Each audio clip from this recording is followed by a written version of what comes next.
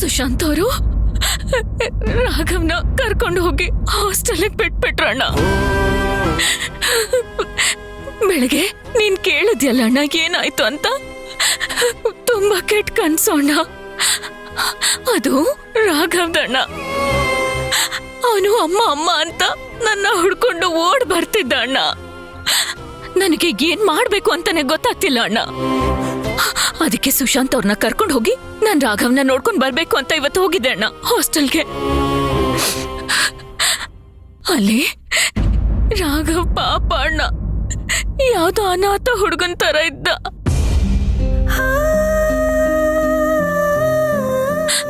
ಅಣ್ಣ ಅವನಿಗೆ ಹೆಂಗ್ ಗೊತ್ತಾಯ್ತೋ ಏನೋ ನನಗ್ ಗೊತ್ತಿಲ್ಲ. ನಾವೆಲ್ಲ ದೂರದಲ್ಲಿ ನಿಂತ್ಕೊಂಡು ನೋಡ್ತಿದ್ವಿ. ಅವನಿಗೆ ನಾವ್ ಬಂದಿದೀವಿ ಅಂತ ಗೊತ್ತಾಗೋಯ್ತು. ಅಪ್ಪ ಅಪ್ಪ ಅಂತ ಕಿರ್ಚ್ಕೊಂಡು ಓಡಿ ಓಡಿ ಬರ್ತಿದ್ದ. ಓಡ್ ಬಂದು ಅಲ್ಲೇ ಬಿದ್ದು ಹೋದ. ಸುಶಾಂತ್ ಕೂಡ ಅಲ್ಲೇ ಅಲ್ಲೇ ಬಿಟ್ಟು ಬಂದ್ಬಿಟ್ರು ಅವನ್ನ. ನನ್ ಕೈಲ ಅವನ ಹತ್ರ ಮಾತಾಡಕ್ಕೂ ಆಗ್ಲಿಲ್ಲ ಅಣ್ಣ. ಸಿಕ್ಕಾಪಟ್ಟೆ ಬೇಜಾರಾಗೋಯ್ತು ನನ್ಗೆ. ಹೊಟ್ಟೆಲೆಲ್ಲ ಸಂಕಟ ಆಗೋಯ್ತು ಅಣ್ಣ. ಈಗ ನೋಡಿದ್ರೆ 2 months ಅಲ್ಲಿ ಅವರು ದುಬೈಗೆ ಹೋಗ್ಬೇಕಂತೆ. ರಾಘವ್ನು ಅವ್ರ ಜೊತೆ ಕರ್ಕೊಂಡು ಹೋಗ್ಬಿಡ್ತಾರಂತೆ. ಅಣ್ಣ ನಿಜವಾಗ್ಲೂ ನನ್ಗೆ ರಾಘವ್ನ ಬಿಟ್ಟಿರಕ್ ಆಗಲ್ಲ ಅಣ್ಣ. ಅಣ್ಣ ನಾನೊಂದ್ ಮಾತು ಕೇಳ್ತೀನಣ್ಣ.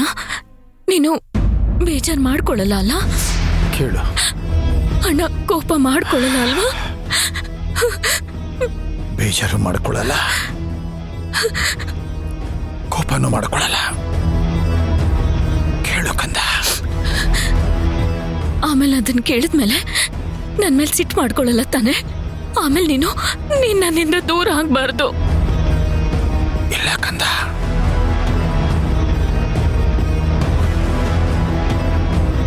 ಅದೇನೇ ಇದ್ರು ಕೇಳು ಕಂದ.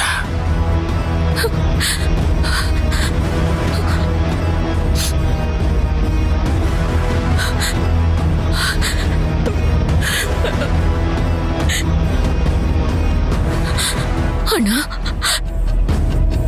ನಾನು ಈ ಜನ್ಮ ಪೂರ್ತಿ ರಾಘವ್ಗೆ ತಾಯಿಯಾಗಿರ್ಬೇಕು ಅಂತ ಅನ್ಕೊಂಡಿದ್ದೀನಿ.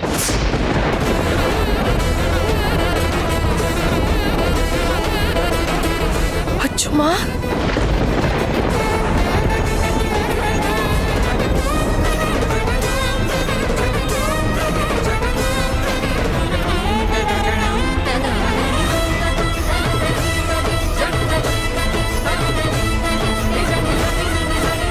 ಮುಂದೆ ಖಂಡಿತ ಅವಳಿಗೆ ಮದುವೆ ಆಗತ್ತೆ.